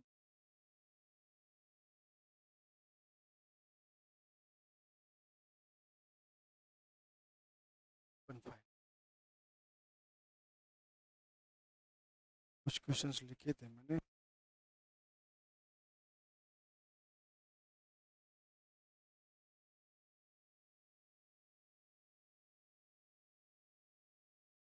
सही है, फटाफट बता देता हूँ, आप लोगों को याद रखने पड़ेंगे। देखो क्वेश्चन नंबर 1 क्या कहता है, क्वेश्चन नंबर 1 क्या कह रहा है, मैं वो बता देता हूँ आप लोगों को। Biological importance of ozone layer is, ozone layer की बायोलॉजिकल इंपॉर्टेंस क्या है, तो ये तो मैंने बता ही दिया। ये दिख तो रहा है ना आप लोगों को, जस्ट पूरा क्वेश्चन दिख रहा है ना आप लोगों को, कोई इश्यू नहीं है।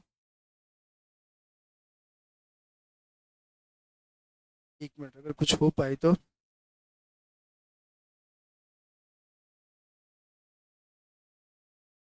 बिल्कुल हो गया है, ठीक है। तो biological importance of ozone layer is, biological जैविक रूप से क्या यूज है ओजोन लेयर का, तो सबको पता है। Ozone layer, just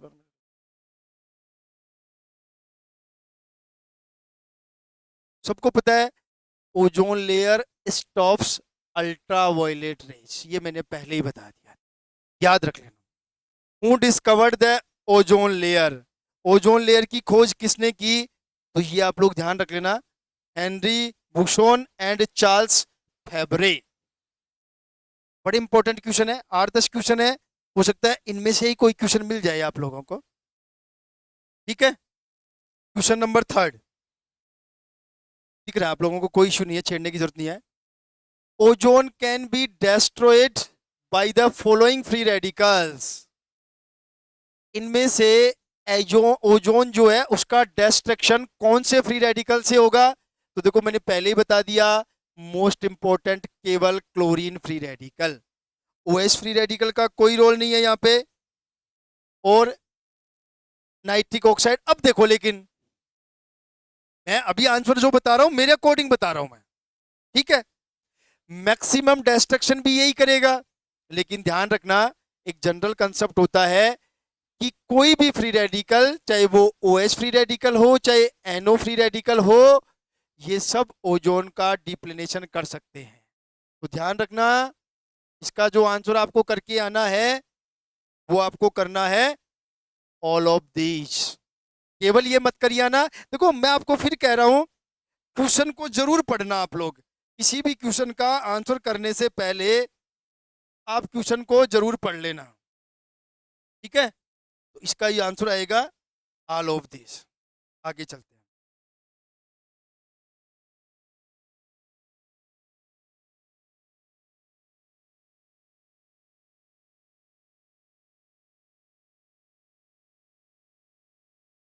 next question की बात कर लेते हैं।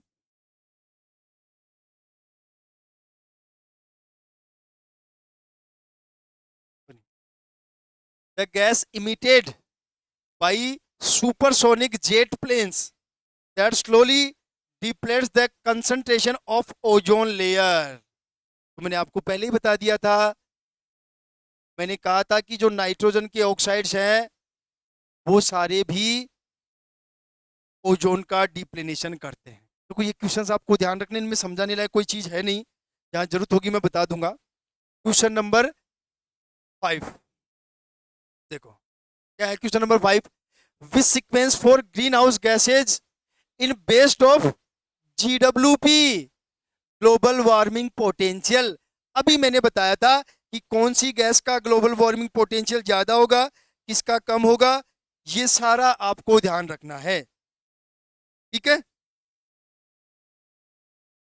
जस्ट 1 मिनट, सही है। तो देखो मैंने अभी आप लोगों को बताया था कि देखो CO2 का तो सबसे कम ग्लोबल वार्मिंग पोटेंशियल 1, तो इसका मतलब इन दोनों में से कोई एक आंसर होगा। चेक कर लो आप लोग, और इन दोनों में से कोई एक आंसर होगा। तो देखो आप लोग याद कर, चेक कर लेना आप, this one is the correct answer. आप लोग देखो, अब तो मैंने वहां से खैर हटा दिया, बाकी आपको पता चल जाएगा। इसका एक, इसका 29, इसका समथिंग 296 और इसका समथिंग 12,200 था। तो ध्यान रखना, इसमें ऑर्डर पूछा है विच sequence for green house gases is based on global warming potential, की ग्लोबल वार्मिंग पोटेंशियल सबसे ज्यादा किसका है, CFC का, उसके बाद N2 का, उसके बाद CH4 का, और सबसे कम जो ग्लोबल वार्मिंग पोटेंशियल है वो किसका है, CO2 का है। ध्यान रख लेना, इसी टाइप के क्वेश्चन मिलेंगे आप लोगों को एग्जाम में, ध्यान रख लेना भाई इस बात, ठीक है। आगे चलते हैं, क्वेश्चन नंबर 6। और क्या है क्वेश्चन नंबर 6, देखो, अरेंज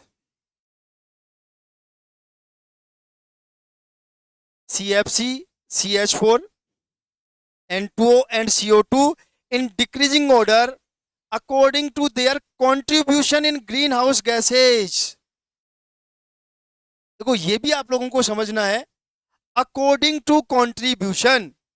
देखो मैंने पहले कहा था आप लोगों को, रिलेटिव कंट्रीब्यूशन की अगर हम लोग बात करते हैं तो मैंने बताया था सबसे ज्यादा CO2 का, उसके बाद CH4 का, याद करो आप लोग अच्छी तरह से, उसके बाद CFC का, और उसके बाद N2 का। मैंने लिखाया है परसेंटेज रेशियो, रिलेटिव कंट्रीब्यूशन की बात हो रही है, आप लोग देख लेना, कंफ्यूज मत होना। देखो 1% भी, इसलिए मैंने क्वेश्चन रखे हैं कि जो कंफ्यूजन आपको है या जो कंफ्यूजन आपको होता है उसके बेसिस पे ये सारी चीजें हम लोग देख लें, ठीक है। तो इसका जो करेक्ट आंसर होगा, E is the correct answer. Relative contribution की बात हम लोग कर रहे हैं ग्रीन हाउस गैसेज में। उसके बाद हम लोग आगे चलते हैं, क्वेश्चन नंबर 7। देखो ध्यान रखना, मैंने पहले ही बताया था कि कोटो प्रोटोकॉल जो है वो ग्रीन हाउस गैसों से रिलेटेड है, ठीक है, ग्रीन हाउस गैसेज से रिलेटेड है। और मैंने बताया था मॉन्ट्रियल प्रोटोकॉल जो है वो ओजोन डिप्लेनेशन से रिलेटेड। अब एक और इंपॉर्टेंट चीज है, from the following list identify the green house gases adopted in कोटो प्रोटोकॉल। कि इनमें से कौन कौन सी गैसेज को ग्रीन हाउस गैसेज के रूप में अडॉप्ट किया गया।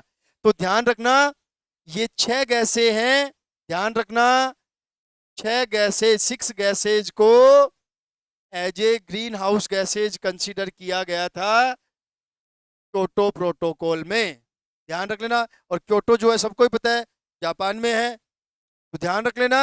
ये क्वेश्चन भी पूछा जाता है।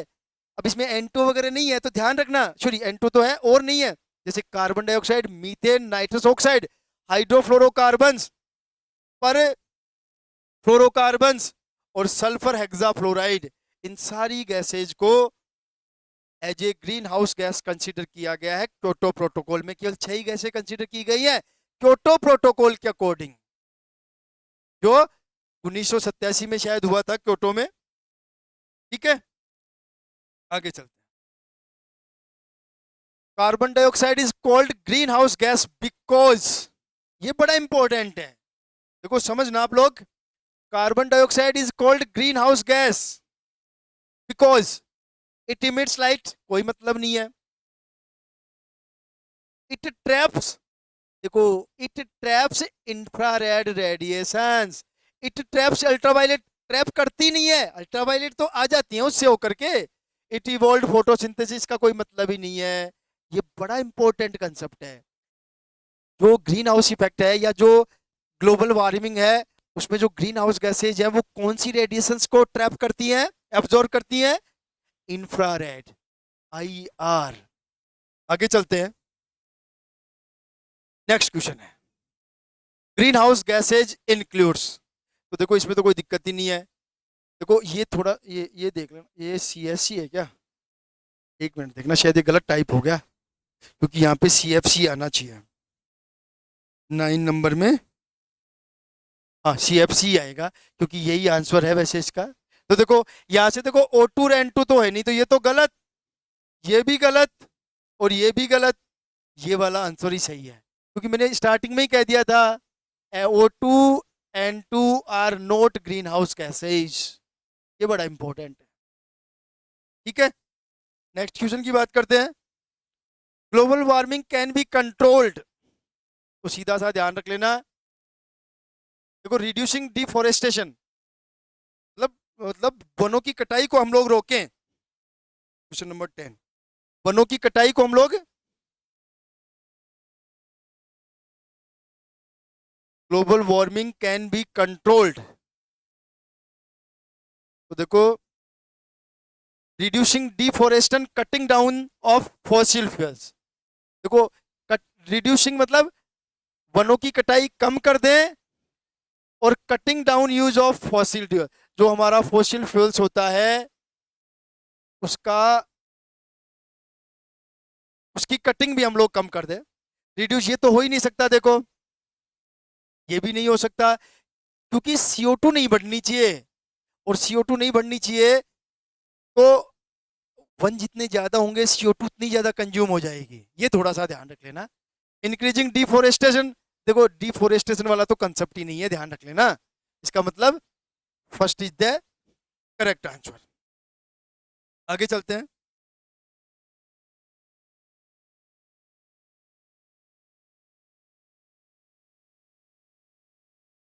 निम्नलिखित में ये sorry, the maximum global warming potential among the following. देखो ये क्वेश्चन जो है हाल ही में जो असिस्टेंट प्रोफेसर की एग्जाम हुई थी उसमें पूछा हुआ है। देखो अब कंफ्यूज, अब देखो आप लोग क्या करते हो, आंख बंद करके क्या करते, CO2 सही आंसर, गलत है, बिल्कुल गलत है। कौन आएगा? CFC आएगा। देखो जा करके उस ऑर्डर को, बस यही तो गलती है, ऐसी गलतियां की बाहर एग्जाम से। क्या पूछा था? मैक्सिमम ग्लोबल वार्मिंग पोटेंशियल पूछा था, मैक्सिमम ग्लोबल वार्मिंग नहीं पूछा था, ग्लोबल वार्मिंग पोटेंशियल पूछा था, ध्यान रख लेना। तो this one is the correct answer. ठीक है, तो ये हमारा आज का, ये मैंने क्वेश्चंस भी करवा दिए आप लोगों को। मेरे अकॉर्डिंग आपको इन्वायरमेंटल केमिस्ट्री में कुछ भी पढ़ने की जरूरत नहीं है इस क्लास के अलावा। फिर भी आपको लगता है तो मैंने आपको बुक बता दी है, नोट्स मैंने भेज दिए हैं, कहीं भी कोई इश्यू तो आप लोग मेरे से बात करें। ठीक है, आज के लिए इतना ही। अब हम लोग कुछ क्लासेस रखेंगे स्पेक्ट्रोस्कोपी। ठीक है, कल मिलते हैं। तब तक के लिए सबको नमस्ते, जय श्री राम।